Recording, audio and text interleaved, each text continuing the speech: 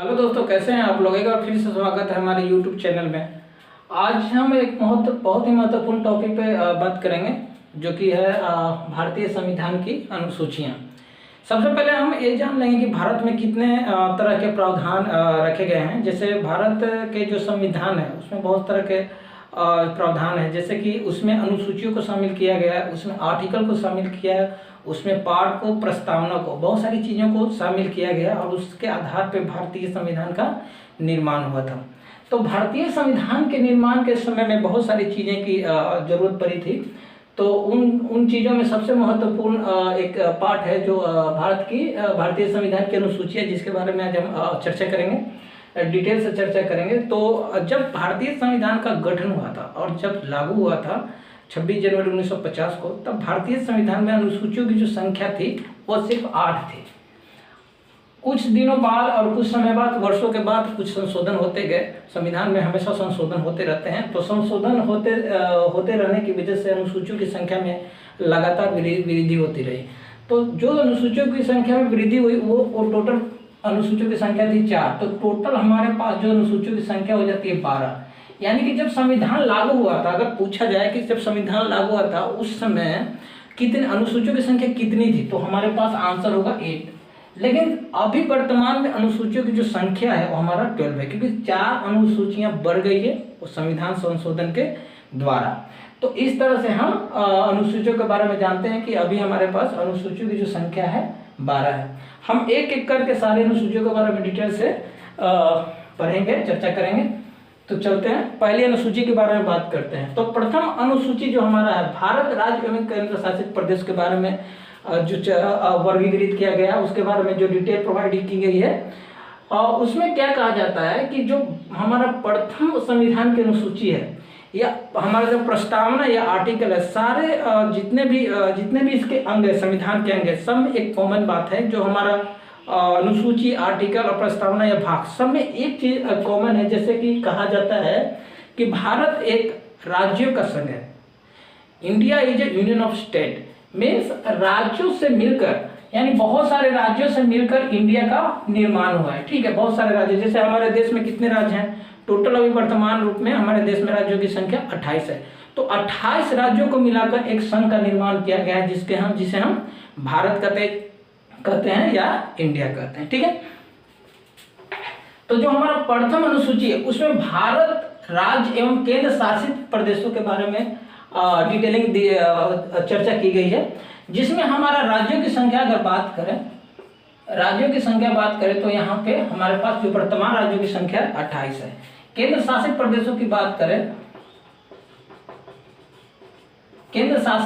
बात करें तो पहले जब संविधान लागू हुआ था उस समय तक केंद्र शासित प्रदेशों की संख्या 7 थी।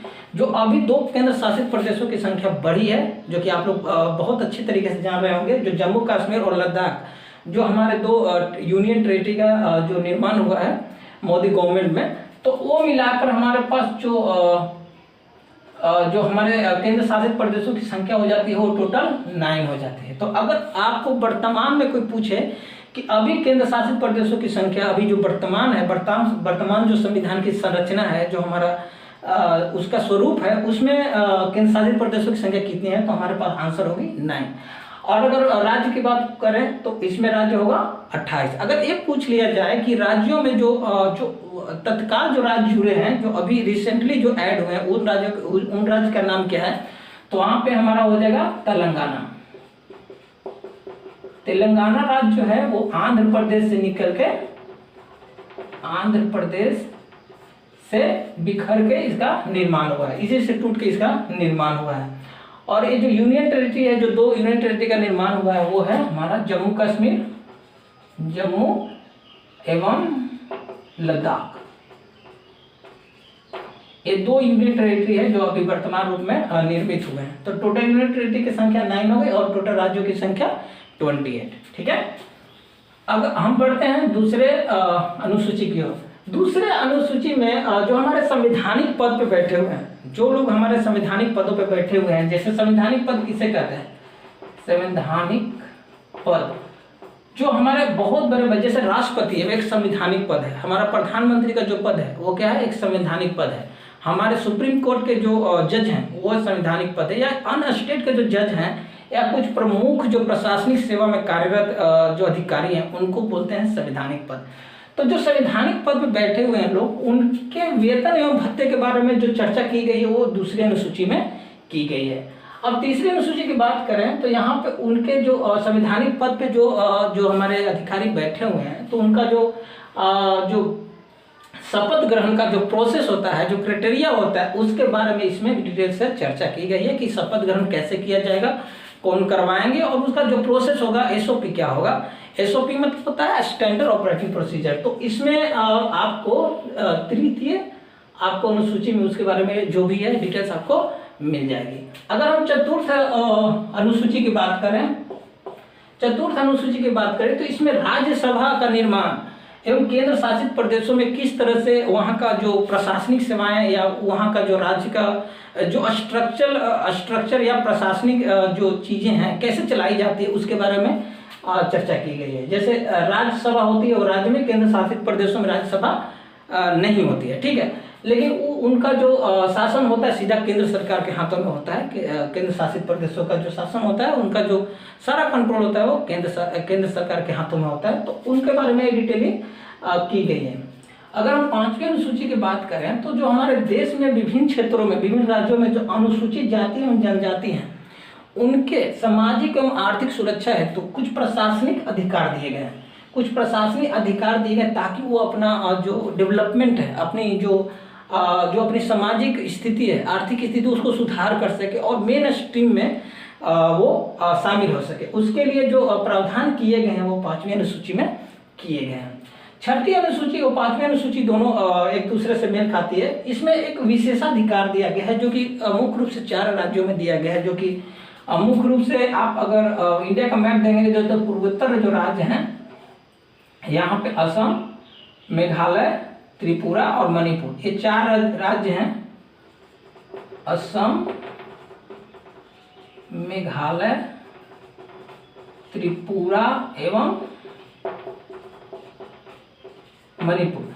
इन 4 राज्यों में जो अनुसूचित जाति एवं जनजाति निवास करते हैं, उनके आर्थिक और सामाजिक उत्थान के लिए इनको एक विशेषाधिकार दिया गया है, जिसकी चर्चा जो हमारा छठी अनुसूची में दिया गया है, ठीक है।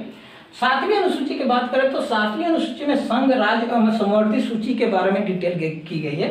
संघ सूची की बात करें तो संघ सूची का जो फैसला होता है, संघ सूची में जितने भी निर्णय लिए जाते हैं, प्रशासनिक रिलेटेड निर्णय लिए जाते हैं, वो केंद्र सरकार के हाथों में होते हैं। राज्य में जो जितने भी प्रशासनिक निर्णय लिए जाते हैं, राजनीतिक निर्णय लिए जाते हैं, वो राज्य सरकार के हाथों में होते हैं। समवर्ती सूची में होता है राज्य और केंद्र सरकार, राज्य प्लस केंद्र सरकार दोनों मिलकर उस पार्टिकुलर इशू पे या पार्टिकुलर समस्याओं पे अपना समावेशित जो होता है विचार रख सकते हैं या अपना फैसला रख सकते हैं। तो इसमें एक चीज ये है कि आप अगर केंद्र और राज्य सरकार में अगर इसमें किसी तरह का कन्फ्लिक्ट आता है, किसी तरह का मतभेद होता है, तो इसमें प्रायोरिटी जो होता है केंद्र सरकार को दिया जाता है। अगर कहीं पूछा जाए कि अगर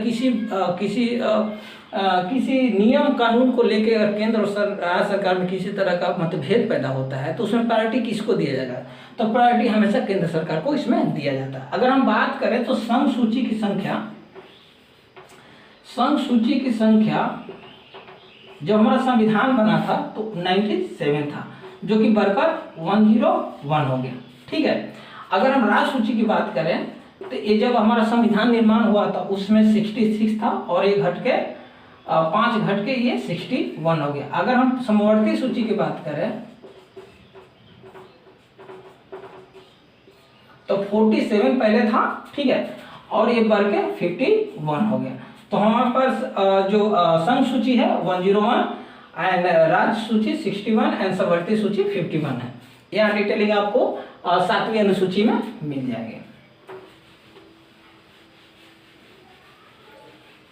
8वीं अनुसूची की बात करें तो 8वीं सूची में हमारे देश जो कहा जाता है कि हमारा जो देश है diversity in unity in diversity, यानी कि विविधताओं में भी समता का जो हमारा ये जो दिखावा है या हमारे देश में देखने को मिलता है कि विभिन्न राज्यों का अलग अलग बोली भाषा और पहनावा होते हुए भी हमारा देश जो है यूनाइट है और एक है। तो जो हमारा 8वीं अनुसूची है उसमें हमारे भाषा का प्रावधान किया गया है, जिसमें जब भारतीय संविधान का निर्माण हुआ था उस समय टोटल भाषाओं की संख्या थी 18। जब निर्माण हुआ था संविधान का तो 18 भाषा को उसमें सम्मिलित किया गया था, क्योंकि बाद में उसमें कुछ भाषाओं का 4 भाषा का इसमें एडिशन किया गया और टोटल भाषा की संख्या अभी भी वर्तमान रूप से 22 भाषाओं का उसमें हमारे संविधान में वर्तमान रूप से उल्लेखित है। तो इस तरह से हमारे इस 8वीं अनुसूची में भाषा का जो डिटेल दिया गया है, वर्णन किया गया है। तो एक बार हम रिकैप कर लेते हैं। प्रथम अनुसूची भारत राज्य एवं केंद्रशासित प्रदेशों के बारे में निर्माण के लिए जो वर्णन किया गया उससे रिलेटेड है। द्वितीय अनुसूची में जो संवैधानिक पद पर बैठे हुए उनके वेतन एवं भत्ते के बारे में डिटेल दिया गया है। तृतीय में उनके जो शपथ ग्रहण करने का जो प्रोसेस होता है, क्राइटेरिया होता है, उसके बारे में वर्णन किया गया। चतुर्थ में राज्य में जो राज्यसभा होता है, केंद्र शासित प्रदेशों में किस तरह से सरकारें या विधायी चलती हैं उसके बारे में चर्चाएं की गई है। 5वीं अनुसूची में अनुसूचित जाति एवं जनजाति के प्रशासनिक अधिकारों के बारे में बताया गया है। 6ठी अनुसूची में विशेषाधिकार है जो कि मुख्य रूप से 4 राज्यों को है, जिसमें असम, मेघालय, त्रिपुरा और मणिपुर के राज्यों को दिया गया है, उसकी चर्चा की गई। 7वीं अनुसूची में संघ, राज्य एवं समवर्ती सूची के बारे में बताया गया है कि उनका अपना एक अधिकार होता है। केंद्र सरकार के पास अपना एक अलग अधिकार है, राज्य सरकार के पास एक अपना अलग अधिकार है और समवर्ती में दोनों का अधिकार शामिल होता है।